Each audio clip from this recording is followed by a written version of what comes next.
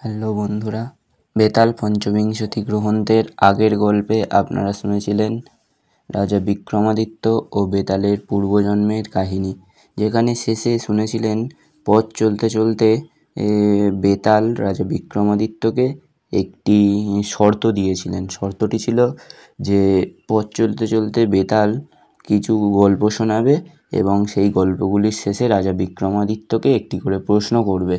সেই প্রশ্নের সঠিক উত্তর দিলে বেতাল আবার সেই সিরিজ গাছে গিয়ে ঝুলে থাকবে, আর সঠিক উত্তর জেনেও চুপচাপ থাকলে বেতাল রাজা বিক্রমাদিত্যের ঘাড় মটকাবে। আসুন শুরু করা যাক বেতাল কথিত প্রথম গল্প। বারাণসী নগরে প্রতাপ মুকুট নামে এক রাজা ছিলেন। তার একটি মাত্র পুত্র, তার নাম বজ্রমুকুট। বজ্রমুকুট একদিন তার বন্ধু মন্ত্রীপুত্রকে নিয়ে মৃগয়ায় বের হলেন। মৃগয়া শেষে ক্লান্ত হয়ে একটি মনোরম সরোবরে স্নান করে ক্লান্তি দূর করলেন। রাজপুত্র যখন স্নান সেরে সরোবরের অদূরে বিশ্রাম করছিলেন, তখন এক রাজকুমারী সেখানে স্নান করতে আসে। রাজকুমারের দিকে তার দৃষ্টি পড়তে সে তার খোপা থেকে একটি পদ্মফুল খুলে হাতে নেয়, তারপর কানে পড়ে, তারপর কান থেকে খুলে দাঁতে কাটে, তারপর মাটিতে ফেলে দেয় এবং স্নান করে যাবার সময় সে ফুলটি তুলে বুকে চেপে ধরে রাজকুমারের দিকে তাকাতে তাকাতে বাড়ি চলে যায়। রাজকুমার কিন্তু এসবের মানে বোঝে না, কিন্তু রাত দিন শয়নে স্বপনে সে ওই রাজকুমারীর কথা ছাড়া আর কারোর কথা ভাবতে পারে না। তার নাওয়া খাওয়া বন্ধ হয়ে গেল, সে খুব দুর্বল হয়ে পড়ল এবং শেষে বন্ধুকে জানালো যে ওই সরোবরের তীরে সেদিন সে যে রাজকন্যাকে দেখেছে তাকে না পেলে সে বাঁচবে না। রাজকুমারের কথা শুনে মন্ত্রীপুত্র রাজকুমারকে জিজ্ঞাসা করলো যে রাজকন্যা চলে যাওয়ার সময় তাকে কিছু বলেছে কিনা। তখন রাজকুমার মন্ত্রীপুত্রকে রাজকন্যার পদ্মফুলের ঘটনাটি বলল। সব শুনে মন্ত্রীপুত্র বলল, রাজকন্যার নাম পদ্মাবতী, সে কর্ণাট নগরের বাসিন্দা, তার পিতা রাজা দন্তকাঠ। এ কথা শুনে রাজকুমার জিজ্ঞাসা করল, তুমি এটা কি করে বুঝলে? মাথা থেকে ফুল নিয়ে কানে পড়ার মানে উনি কর্ণাট নগরের বাসিন্দা, ফুল দাঁতে কাটার মানে উনি দন্তকাঠ রাজার মেয়ে, ফুল মাটিতে ছুঁড়ে ফেলার মানে ওর নাম পদ্মাবতী, আর তা বুকে তুলে নেওয়া মানে উনি তোমাকে বিয়ে করতে চান। বেশ, সব যখন জানা হলো, এখন তবে চলো যাই সেখানে। এরপর একদিন দুজনে রাজবেশে ঘোড়া হাঁকিয়ে কর্ণাট নগরে গিয়ে রাজপ্রাসাদের অনতি দূরে এক বুড়ির কুঁড়েতে আশ্রয় নেয়। তারা জানে যে বুড়ির কাছে আশ্রয় নিয়েছে সেই বুড়ি একসময় ওই রাজকন্যার ধাত্রী মা ছিলেন। এখন রাজবাড়ি থেকেই তিনি অন্ন বস্ত্র পান এবং প্রতিদিন একবার রাজকন্যাকে দেখতে যান। এই বুড়ির কাছেই তারা রাজকুমারের আগমন বার্তা ও তার এখানে আসার কারণ কি তা বলে পাঠালো। বুড়ির প্রস্তাব শুনে রাজকন্যা রেগে গিয়ে বুড়ির দুগালে চড় মেরে তাকে বাড়ি থেকে বের করে দিলেন। বুড়ি এসে রাজকন্যার ব্যবহারের কথা বললে রাজকুমার বলল, বন্ধু, বাড়ি ফিরে চলো, আমার আশা পূরণ হবার নয়। মন্ত্রীপুত্র বলল, এতে নিরাশ হবার কিছু নেই। দুগালে 10টি আঙুল দিয়ে চড় মারার অর্থ হলো 10 দিন পর শুক্লপক্ষের শেষে তার সঙ্গে তোমার দেখা হবে। শুক্লপক্ষের দিন বুড়ি আবার রাজকুমারীর কাছে গিয়ে বিয়ের প্রস্তাব রাখলে রাজকুমারী তাকে ঘাড় ধাক্কা দিয়ে অন্দরমহলের খিড়কির দরজা দিয়ে বের করে দিল। রাজকুমার বুড়ির মুখে এই কথা শুনে খুবই ভেঙে পড়ল। মন্ত্রীপুত্র রাজপুত্রকে আশ্বাস দিয়ে বলল, বুড়িকে ঘাড় ধাক্কা দিয়ে অন্দরমহলের খিড়কির দরজা দিয়ে বের করে দেওয়ার অর্থ হলো আজ রাতে তোমাকে ওই খিড়কির দরজার পথে রাজকুমারী তার অন্দরমহলে যেতে বলেছে।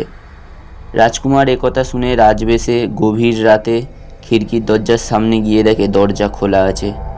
ওই দরজার পথে সে অন্দরমহলে পৌঁছে যায় এবং রাজকুমারী তাকে আদর করে ঘরে নিয়ে যায় এবং এই রাতেই তাকে বিয়ে করে রাজমহলে আটকে রাখে।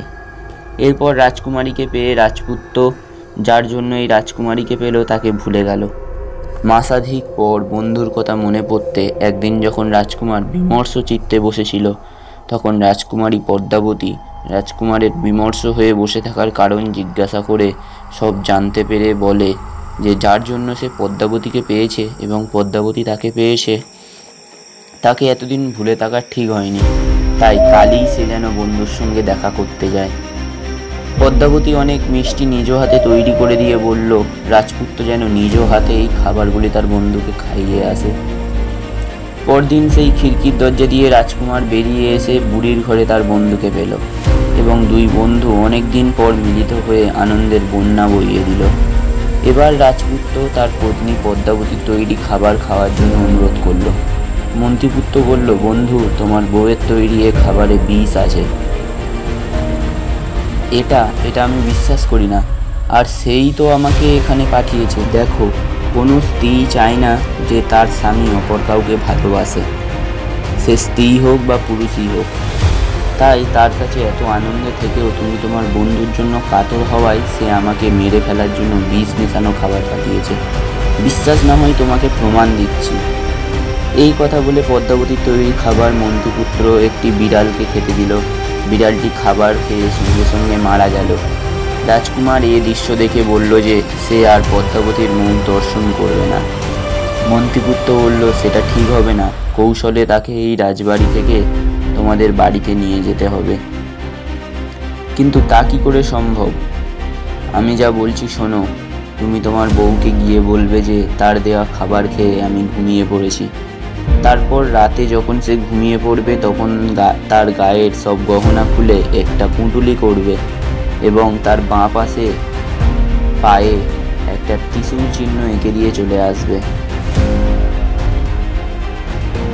মন্ত্রীপুত্রের কথা মতো রাজকুমার কোনরূপ কাজ করে ফিরে এলে মন্ত্রীপুত্র বলল, দেখো, আমি এখন শ্মশানে এক সাধু হয়ে বসবো, আর তুমি এই অলংকারগুলো একটা স্যাকরার দোকানে বেচতে যাবে। সেই সময় যদি কেউ তোমাকে চোর বলে ধরে তবে তুমি তাকে আমার কাছে নিয়ে আসবে। রাজকুমার মন্ত্রীপুত্রের কথা মতো রাজকুমারীর গহনা বেচতে গেলে তাকে চোর বলে সাব্যস্ত করলে সে বলল শ্মশানের এক সন্ন্যাসী তাকে এগুলো বিক্রি করতে দিয়েছে। একথা শুনে রাজরক্ষীগণ শ্মশানে গিয়ে এই সন্ন্যাসীকেও ধরল এবং দুজনকেই রাজদরবারে ধরে নিয়ে গেল। রাজা ছদ্মবেশী মন্ত্রীপুত্রকে জিজ্ঞাসা করলেন, আপনি এ গহনা কোথায় পেলেন? মন্ত্রীপুত্র বলল, মহারাজ, কৃষ্ণা চতুর্দশীর রাতে আমি যখন ডাকিনী মন্ত্রে সিদ্ধ হবার জন্য মন্ত্রপাঠ করছিলাম তখন এক ডাকিনী এসে তার এইসব গহনা আমায় দিয়ে গেছে। আমি তার বাঁ পায়ে আমার যোগ সিদ্ধির চিহ্ন হিসেবে একটি ত্রিশূল চিহ্ন এঁকে দিয়েছি। মহারাজ, এই নিন আপনার গহনা। আমি সন্ন্যাসী মানুষ, গহনা দিয়ে কি করব? রাজা তখন এদের কথার সত্যতা নিরূপণে অন্তঃপুরে গিয়ে রানীকে বললেন, দেখে এসো তো তোমার মেয়ের বাঁ পায়ে কোনো ত্রিশূলের চিহ্ন আছে কিনা। রানী অন্তঃপুরে গিয়ে তার মেয়ে পদ্মাবতীর পায়ে ত্রিশূল চিহ্ন দেখে এসে রাজাকে বলতেই রাজা তার মেয়েকে রাজ্য থেকে নির্বাসন দিলেন এবং সন্ন্যাসী ও তার শিষ্যকে মুক্তি দিলেন। রাজকুমারী পদ্মাবতীকে রাজপ্রাসাদ থেকে বের করে দিলে রাজকুমার তাকে ঘোড়ার পিঠে চড়িয়ে তার রাজ্যে ফিরে এলো। রাজা প্রতাপ মুকুট ও রানী বহুদিন বাদে তাদের ছেলে ও ছেলের বউকে পেয়ে মহানন্দে তাদের বরণ করে ঘরে তুললেন। গল্পটা শেষ করে বেতাল বিক্রমাদিত্যকে জিজ্ঞাসা করে, আচ্ছা রাজা, এবার বলতো রাজা দন্তকার ও মন্ত্রীপুত্র এর মধ্যে সবচেয়ে বেশি অপরাধ কার? বিক্রমাদিত্য বিন্দুমাত্র চিন্তা না করে বললেন, দন্তকার। কেন? কারণ পদ্মাবতী মন্ত্রীপুত্রকে শত্রু ভেবে মারতে চেয়েছিল, মন্ত্রীপুত্র তার প্রতিশোধ নিয়েছে, এতে তাদের কোনো অপরাধ নেই। কিন্তু যে রাজা এতদিন তার কন্যাকে মানুষ করেছেন তাকে অপরের কথায় অবিশ্বাস করে প্রকৃত সত্য সম্বন্ধে তদন্ত না করে সাজা দিয়ে অপরাধ করেছেন। বিক্রমাদিত্যের কাছে থেকে সঠিক উত্তর পেয়ে বেতাল আবারও সেই শিরীষ গাছে চড়ল। বিক্রমাদিত্য আবার তাকে গাছ থেকে নামিয়ে কাঁধে নিয়ে হাঁটতে লাগলো।